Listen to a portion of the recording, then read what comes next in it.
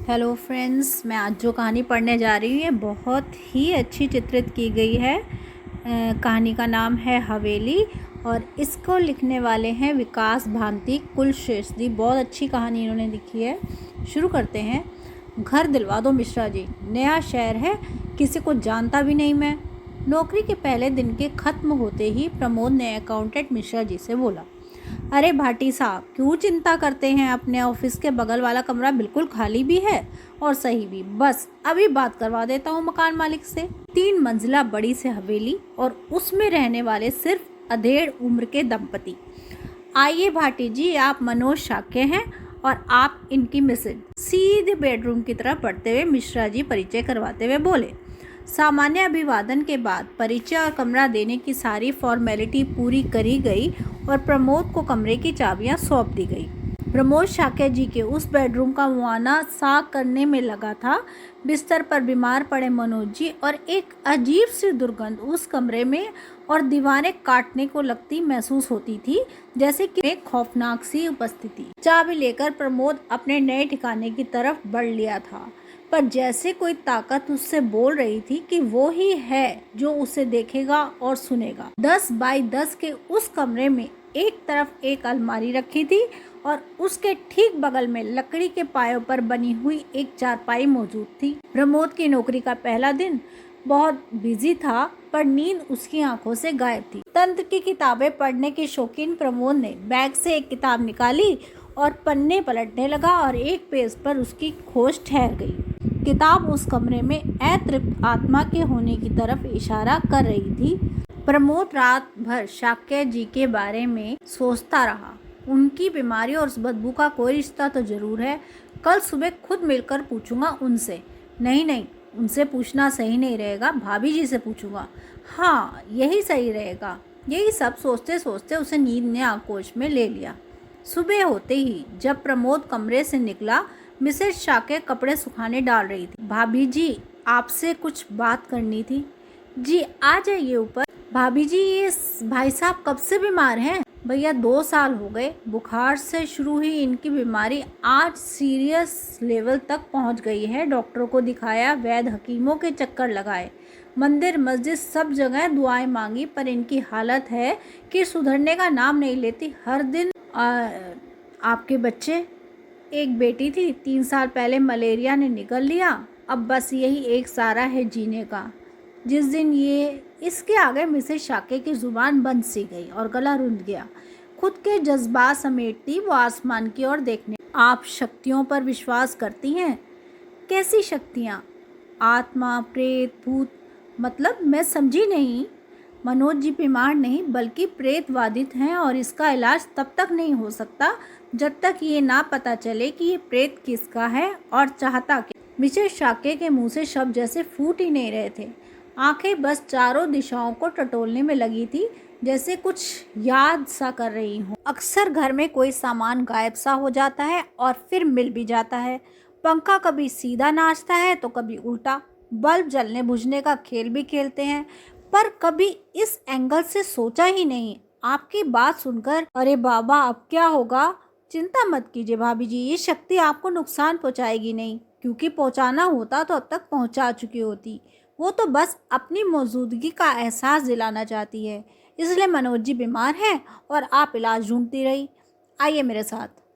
और प्रमोद आगे आगे उनके बेडरूम की तरफ बढ़ लिया। मिसेज शाक्य ठीक पीछे ही खड़ी हो गई। मनोज जी नींद में बड़बड़ा से रहे थे, जैसे किसी से माफ़ी मांग रहे हों। भाभी जी, गंगा जल है घर में? जी, अभी लाई। इतना बोल मिसेज शाक्य मंदिर की तरफ बढ़ी और गंगा जल की बोतल लाकर प्रमोद के हाथों में थमा दी। गंगा जल की कुछ बूंदें हाथ में लिए प्रमोद ने मनोज जी के पलंग के चक्कर लगाने शुरू किए। साथ ही साथ वे कुछ बुदबुदाता भी जा रहा था। हर कदम के साथ जल की कुछ बूंदें जमीन पर गिरती जा रही थी। जैसे ही प्रमोद के कदमों का चक्कर पूरा हुआ, मनोज जी की आवाज खर्राटों में बदल गई। शक सही था भाभी जी, मनोज जी पर प्रेत का साया है। आप चिंता न करें, मैं देखता हूँ कि क्या कर सकता हूँ। दिन भर के काम के बाद शाम को फिर से प्रमोद मनोज जी के देखने गए। भाभी जी, कैसे हैं मनोज जी? भैया, 1 साल के बाद इतनी गहरी नींद में पहली बार सोते देखा है मैंने। मैं किस तरह आपका शुक्रिया अदा करूं समझ नहीं आ रहा। रात में एक बार और पूजा कर दीजिएगा। प्रमोद ने हामी भरी। खाना खाने के बाद अच्छी तरह हाथ मुंह धोकर प्रमोद मनोज जी से मिलने जा पहुंचा। कैसे हैं मनोज जी? भाटी जी, सरिता ने बताया मुझे। आपका बहुत शुक्रिया, आपने मदद की। ज़रा सोने से पहले फिर से एक बार वही प्रक्रिया दोहरा दीजिएगा। आज वाकई बड़ी शांति सी अनुभव हो रही है। जी बिल्कुल। भाभी जी, वो गंगा जल के साथ 2 अगरबत्तियां भी ले आइएगा, और हाँ, माचिस भी। मिसेस शाक्य तुरंत मंदिर की तरफ बढ़ी और कहा गया सारा सामान ले आई। प्रमोद ने अगरबत्तियां जलाई और गंगा जल हाथ में लेकर प्रक्रिया शुरू कर दी। चक्कर पूरा होने के बाद अगरबत्तियां पलंग के सिरहाने खोस कर प्रमोद ने विदा ली। प्रमोद ने अपने कमरे का दरवाज़ा जैसे ही खोला, उसे वही अजीब सी बदबू ने घेर लिया। कमरे में किसी की मौजूदगी साफ अनुभव हो रही थी, ऐसा जैसे कोई नाराज था उससे। प्रमोद भीतर घुसा तो सामने मेज पर तंत्र की वो किताब फटी पड़ी थी, जैसे किसी ने पूरी ताकत से उसे 2 टुकड़े कर दिए। प्रमोद डरा तो नहीं था, पर शंकित जरूर था। शायद उस ताकत ने प्रमोद का दिया चैलेंज स्वीकार कर लिया था। रात तकरीबन 1 बजे प्रमोद का दरवाजा बहुत जोर से खटका। खोला तो मिसेस शाक्य थी, बहुत बेचैन और घबराई। भाभी जी, क्या हुआ? उनको सांस नहीं आ रहा है, बहुत तबीयत खराब हो गई है, समझ नहीं आ रहा क्या करूं। इंतज़ार मत कीजिए, एम्बुलेंस बुलाइए जल्दी। 15 मिनट के भीतर एम्बुलेंस दरवाजे पर खड़ी थी। प्रमोद की मदद से मनोज जी को मिसेस शाक्य ने एम्बुलेंस में लिटाया और खुद स्कूटर लेकर हॉस्पिटल की तरफ निकल लिया। इमरजेंसी में मनोज जी को एडमिट कराया गया, पर 1 घंटे के बाद डॉक्टरों ने हाथ खड़े कर दिए। मनोज जी को एम्स रेफर कर दिया गया। कुछ देर में ही पास के शहर में रहने वाले मिसेस शाक्य के दोनों भाई वहां पहुंच चुके थे और उनको दिल्ली ले जाने की पूरी व्यवस्था कर ली। अचानक से आई इस समस्या के लिए मिसेस शाक्य तैयार नहीं थी और घर में जेवर और कैश भी बिना ताले पड़ा। ऐसे में प्रमोद से बेहतर विश्वासपात उनका कोई ना लगा और घर की चाबियां वो उसे ही सौंप दी गई। पर वापस आ गया। घर के हर दरवाजे को उसने ताले से बंद किया और सबसे आगे की बैठक में अपने सोने का इंतजाम कर लिया। अभी आंख लगी ही थी कि ऐसा लगा जैसे कोई आरी से छत काट रहा है, पर छत पर तो कुत्ता भी है, हो सकता है उसे मार दिया हो या बेहोश कर दिया हो। यही सब सोचते हुए प्रमोद बिस्तर से उठ खड़ा हुआ और आंगन की ओर बढ़ गया। काटने की आवाज़ आंगन में और तेज थी, बिल्कुल साफ, जैसे आरी के पत्थर पर घिसने की आती। प्रमोद आड़ लेकर छत पर लगे लोहे के जाल को ताकने लगा। तभी मिशेल हवा की रफ्तार से जाल के ऊपर से भागी, इतनी तेज कि जाल भी थरथरा गया। सच बोला था मिसेस शाक्य ने, वाकई मिशेल बहुत खतरनाक है, पर अगर ये सही सलामत है तो छत पर कोई हो नहीं सकता। प्रमोद खुद से बातें कर रहा था, तभी मिशेल फिर से उस जाल से निकली और नीचे प्रमोद को देख भौंकने लगी। प्रमोद वापस बैठक में आ गया। आवाज कभी धीमी पड़ती तो कभी तेज हो जाती। तभी अचानक आवाज की दिशा बदल गई और अब की वो किचन से आ रही थी। प्रमोद उठकर किचन की तरफ भागा तो आवाज मनोज जी के बेडरूम से आने लगी। प्रमोद उस आवाज का पीछा कर रहा था और वो आवाज उसे पूरे घर में दौड़ा रही थी। कुछ देर में हर दिशा में वही आवाज गूंजने लगी। प्रमोद वापस आकर अपने पलंग पर बैठ गया और धीरे धीरे आवाज खामोश हो गई। बेचैन प्रमोद एकटक सामने के दरवाजे को देख रहा था कि एक साया तेजी से दरवाजे के बाहर से गुजर गया। प्रमोद भागा तो दोनों तरफ से दरवाजे से बंद उस गैलरी में कोई भी मौजूद नहीं था। प्रमोद के रोंगटे खड़े हो गए थे और उसे इस घर में कमरा किराए पर लेना अपने जीवन की सबसे बड़ी गलती लग रही थी, पर अब शायद कोई रास्ता नहीं था। हवेली की सुरक्षा की जिम्मेदारी से भागकर वो कहीं जा नहीं सकता था। अचानक छत पर लगा पंखा उल्टा घूमने लगा था और कमरे में लगी लाइटें जलने बुझने और खेल खेलने लगी थी। अब तो प्रमोद को अपने हर तरफ किसी के खड़े होने का डर लग रहा था। वो पूरी रात दहशत और डर में बीत। ऑफिस में थोड़ा सुकून तो मिला, पर दिन गुजरकर रात का साया फिर से उसी कमरे में आकर रुका।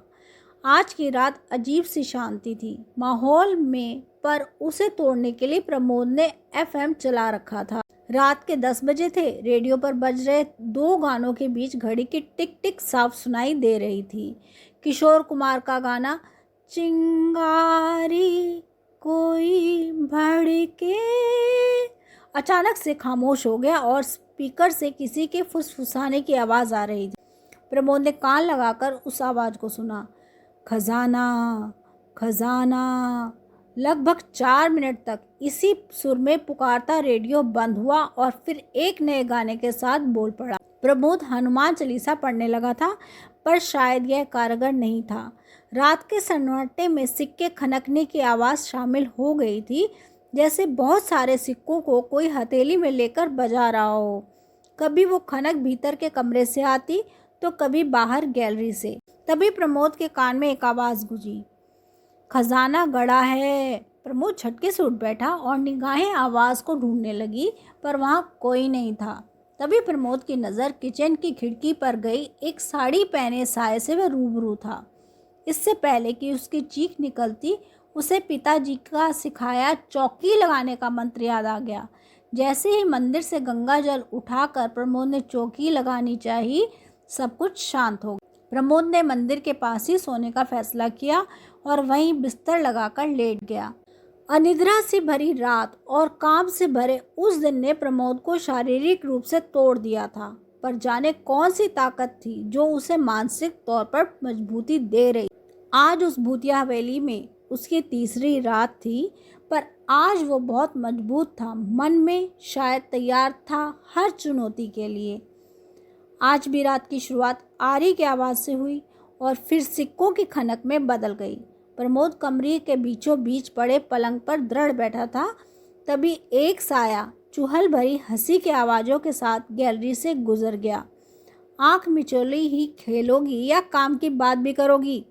प्रमोद के इतना कहते ही कमरा शांत हो गया, जैसे दूर से मुआयना करा जा रहा था उसका। प्रमोद की आंखें भी कमरे के हर कोने को ताड़ रही थी। कमरे के सन्नाटे को पायल की आवाज़ ने तोड़ा। छम छम छम छम आवाज़ गैलरी से आ रही थी और धीरे धीरे कमरे की तरफ बढ़ती जा रही। होठों तक चेहरे को घूंघट में दबाए एक महिला ने कमरे में प्रवेश किया। सफ़ेद और लाल रंग की गहरी कड़ी हुई साड़ी, जिसके किनारे गोटे से पटे हुए थे, गले में आभूषणों की बड़ी खेप, एक हाथ में 2 कंगनों के बीच फंसी चूड़ियों की बड़ी सी लड़ और होठों पर कोई भी जज्बात नहीं। फाइल की छम छम रात के सन्नाटे में खुलने लगी थी। उस औरत के कदम प्रमोद से 1 फुट की दूरी पर आकर ठहर गए। घूंघट के पीछे से उसकी नज़र प्रमोद को ही देख रही। प्रमोद ने घड़ी की तरफ देखा तो रात के 1 बज रहे थे। वो जड़वत वहीं बैठा हुआ था, बस दोनों एक दूसरे को ताक रहे थे। तभी वो औरत प्रमोद की तरफ झुकी और ठीक कान के पास आकर धीरे से फुसफुसाई, खजाना घड़ा है, और फिर सीधे खड़ी हो गई। प्रमोद को कुछ समझ नहीं आ रहा था कि क्या कहे, और अचानक ही उसके मुंह से निकल गया, कहाँ? उस औरत के चेहरे पर एक कुटिल सी मुस्कान आई और चेहरे को तरेर कर बोली, ऐसे नहीं बताऊंगी, पहले तुझे एक वादा देना होगा। कैसा वादा? कि तुम मेरा एक काम करेगा। बिना काम जाने कैसा वादा? उस औरत की आवाज़ जैसे उसके कानों में गूंज रही थी। खजाना गड़ा है। वो औरत कौन थी और चाहती क्या थी? प्रमोद को बेचैन कर रही थी। वो उठा और कमरे में चहलकदमी करने लगा। कोई तो रिश्ता है इस खजाने वाली औरत और इस घर के बीच। हाँ, इसका मतलब खजाना इसी घर में मौजूद है, पर कहाँ? और वो औरत चाहती क्या थी? आखिर कौन सा काम करवाना चाहती है वो मुझसे? नहीं नहीं, बिना काम जाने मुझे हाँ नहीं बोलना चाहिए। प्रेत है, क्या पता मेरा शरीर ही मांग ले। यह सब सोचते हुए प्रमोद ठीक कर गया। सामने की दीवार पर जैसे किसी ने पेंसिल से खजाना लिख दिया था, पर जैसे ही प्रमोद उसके पास गया वो शब्द गायब हो गए। अब की पलटा तो सामने वाली दीवार पर एक शब्द लिखा था, वादा। प्रमोद जोर से चिल्लाया, बिना काम जाने मैं हाँ नहीं कहूँगा। कमरा जैसे उसे देख रहा था, दीवारों में जैसे आंखें निकल आई हों।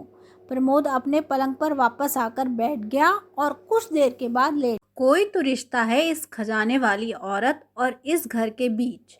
हाँ, इसका मतलब खजाना इसी घर में मौजूद है, पर कहाँ? और वो औरत चाहती क्या थी? आखिर कौन सा काम करवाना चाहती है मुझसे? नहीं नहीं, बिना काम जाने मुझे हाँ नहीं बोलना चाहिए। प्रेत है, क्या पता मेरा शरीर ही मांग ले। सामने की दीवार पर जैसे किसी ने पेंसिल से खजाना लिख दिया हो, पर जैसे ही प्रमोद उसके पास गया वो शब्द गायब हो गए। अब की पलटा तो सामने वाली दीवार पर एक और शब्द लिखा था, वादा। प्रमोद चिल्लाया जोर से, बिना काम जाने मैं हाँ नहीं कहूंगा। कमरा जैसे उसे देख रहा था, दीवारों में जैसे आंखें निकल आई हों। प्रमोद अपने पलंग पर वापस आकर बैठ गया और कुछ देर के बाद लेट गया। आज तीसरी रात उसे नींद आगोश में लेने लगी थी। शायद लगातार 2 दिन सो ना पाने के कारण वो बहुत थक गया था, पर प्रमोद सोना नहीं चाहता था। वो उठकर बैठ गया और इंतजार करता रहा कि कब वो फिर से आए और उसे वो राज बताए जिसे गढ़ कर वो गायब हो गई थी। पर वो नहीं आई। भाटी साहब, कुछ खोज खबर मिली मनोज जी की? मिश्रा जी ने पूछा। नहीं सर। पर इतना बोलकर प्रमोद चुप हो गया। पर क्या भाटी जी? पर मुझे उम्मीद है कि वो अच्छे होकर ही वापस आएंगे। प्रमोद ने बात पलट दी। उसे डर था कहीं उसके कुछ कहने की वजह से राज यहीं दफन होकर ना रह जाए, और शायद यही राज मनोज जी की जान बचा सकता था। आज चौथी रात थी। प्रमोद दिमागी रूप से हर परिस्थिति का सामना करने के लिए तैयार हो चुका था। पिछली 3 रातों ने उसके मन में डर की जगह कौतूहल को बिठा दिया था। खाना खाकर प्रमोद उस औरत का इंतजार कर रहा था। बार बार घड़ी को देखता, कभी बैठ जाता तो कभी टहलने लगता। रात के 2 बज चुके थे, पर आज ना तो आरी की आवाज़ आई और न सिक्कों की खनक। दीवारों पर भी कोई संदेश नहीं उभरे। लगता है ये सिलसिला खत्म हो गया। शायद मेरी बात को उसने ना के तौर पर स्वीकार कर लिया है। प्रमोद लेट गया। 3 दिन की थकान ने उसे सोने पर मजबूर कर दिया। कुछ ही देर में प्रमोद ने खुद को उसी घर में खड़ा पाया। यह घर तो वही था, पर दृश्य बिल्कुल अलग था। ऐसा जैसे तकरीबन कई साल पहले कमरे में लाइटों की जगह मशाल जल रही थी। एक और बड़ी सी खिड़की थी। बैठक में सोफे की जगह दीवान पड़े थे। ऐसा जैसे प्रमोद भूतकाल में पहुंच गया हो। प्रमोद ने खिड़की से बाहर झांका तो सामने एक इमारत पर यूनियन जैक लहरा रहा था। घोड़ों पर 2 गोरे सैनिक गश्त लगा रहे थे और हर दुकान पर पूछताछ कर रहे थे। तभी दरवाज़ा जोर से खटका। भीतर से एक औरत निकल कर आई और दरवाज़ा खोल दिया। डाकू के भेस वाला एक शख्स भीतर घबराया हुआ आया था। भवरी, अब की बहुत बड़ा हाथ मारा है मैंने। देख, पूरा थैला सोने के सिक्कों से भरा हुआ है और पुलिस मेरे पीछे पड़ी है। तू छिपा ले मुझे। वो डाकू भीतर आते ही बोला, रोशन सिंह, तुम मुझे भी मरवाओगे किसी दिन। कितनी बार बोला है कि डाका डालकर यहाँ मत आया करो। अब आ ही गए हो तो जाओ तहखाने में छिपाओ, मैं देखती हूँ। प्रमोद ने भंवर के होठों पर नजर दौड़ाई। ये वही रात वाली औरत थी। डाकू रोशन सिंह तहखाने की तरफ बढ़ लिया था कि दरवाज़ा फिर खटका। अब की दरवाजे पर अंग्रेजी सिपाही थे। मैडम, कोई आया तो नहीं यहाँ? नहीं, किसे खोज रहे हैं आप लोग? डाकू रोशन सिंह को। राजा साहब की बेटी और पत्नी को कत्ल करके और पैसे लूटकर भाग निकला है। वो मशहूर डाकू रोशन सिंह जिसके सर पर 500 का इनाम है। बवरी बनते हुए बोली, वो यहाँ क्यों आएगा? जमींदार की विधवा हूँ, मैं काट नहीं डालूंगी उसे। ठीक है, परेशानी के लिए माफ़ी चाहेंगे। आप खिड़की दरवाजे अच्छे से बंद कर लीजिए। इसी इलाके में देखा गया है वो। इतना बोल वो दोनों उल्टे पांव लौट गए। उनके जाते ही भवरी के कदम तहखाने की तरफ बढ़ चले। प्रमोद भी पीछे पीछे चल पड़ा। तहखाने में पहुंचते ही भवरी जोर से चीखी, कत्ल करके आए हो तुम? डाका वाका तो ठीक है, पर कातिल? तू चला जाए यहाँ से। चला जाऊंगा, पर ये पैसे छिपा ले, बाद में आकर ले जाऊंगा। भवरी कुछ देर तो चुप खड़ी रही, फिर कुछ सोचकर बोली, ठीक है, जा ऊपर कमरे से आरी निकाल के ला।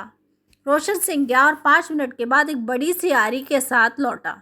दोनों ने बारी बारी से दीवार पर आरी चलाकर एक बड़ा सा छेद बनाया और उसमें सिक्के डालने शुरू कर दिए। सिक्के गिराने की खनक पूरे तहखाने में गूंज रही थी। 2 घंटे में दीवार को बंद करके पहले जैसा कर दिया था। फिर रोशन ने भवरी को गोद में उठाया, ऊपर की तरफ बढ़ लिया। दोनों एक कमरे के भीतर जाकर बंद हो गए। प्रमोद बाहर ही खड़ा रहा। तभी दूसरे कमरे से 2 साल का बच्चा बाहर आया और मामा करता इधर उधर भटकने लगा। उसकी आंखों से आंसू भी निकल रहे थे। प्रमोद ने उसको आवाज दी और जैसे उसने सुना ही ना हो, उसकी माँ शब्द की पुकार बढ़ती जा रही थी।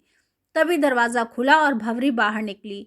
उसने प्यार से बच्चे को गोद में लिया और दूसरे कमरे में चली गई। उसके जाते ही रोशन सिंह कमरे से निकला और मुख्य दरवाजे से बाहर चला गया। कुछ समय बाद दूर से गोलियों की आवाज आने लगी और फिर सन्नाटा पसर गया।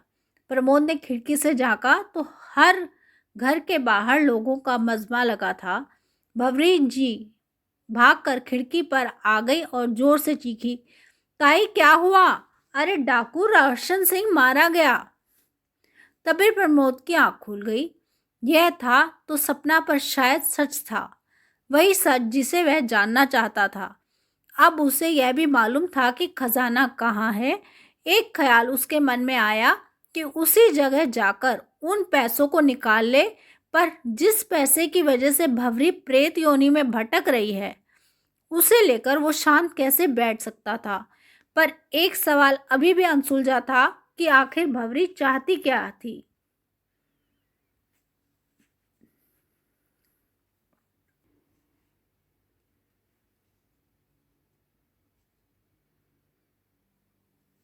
यही सब सोचते हुए प्रमोद सो गया। सुबह उठकर नहाया धोया और ऑफिस पहुंच गया।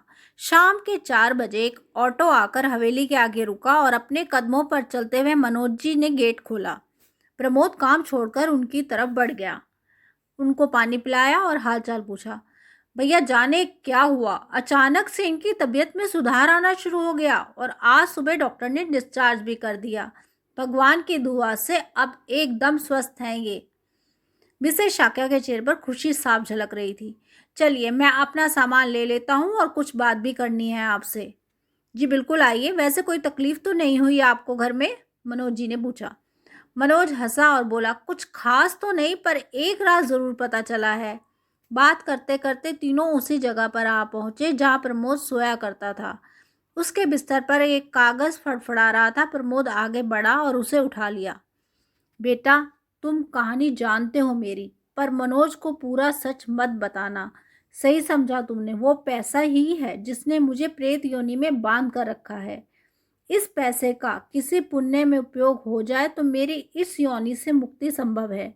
मनोज बीमार था क्योंकि मेरे इशारे नहीं समझता था। तुम पहले इंसान हो जिसने बुलाया मुझे। वो पैसा निकालो और किसी अच्छे काम में लगवा दो ताकि मुझे मुक्ति मिल जाए। प्रमोद ने उस कागज को मुट्ठी में बांध लिया। क्या है प्रमोद जी? मनोज जी ने सवाल किया। कुछ नहीं, बस रफ वर्क है। प्रमोद ने भंवरी की बात रख ली थी। आप मुझे कुछ बताने वाले थे? जी दरअसल आपके तहखाने की बाईं दीवार के किनारे पर जहाँ पीला निशान लगा है, एक खजाना गड़ा है। उसकी वजह से भंवरी नाम की एक महिला प्रेत योनि में फंसी हुई है और वही आपके स्वास्थ्य के सही ना होने का कारण बनी है। आप उस पैसे को निकालकर उससे मंदिर बनवा दीजिए ताकि उनको शांति मिल सके। प्रमोद बेहिचक बोल गया। मनोज जी के चेहरे पर अजीब सा भाव आ रहे थे, जैसे सवाल और संवाद के बीच फंसे व्यक्ति के चेहरे पर आते हैं। वैसे ये भंवरी है कौन? प्रमोद ने पूछा। मेरी माँ, मनोज ने जवाब दिया। ये कहानी यहीं पर समाप्त होती है। आया ना आनंद? धन्यवाद।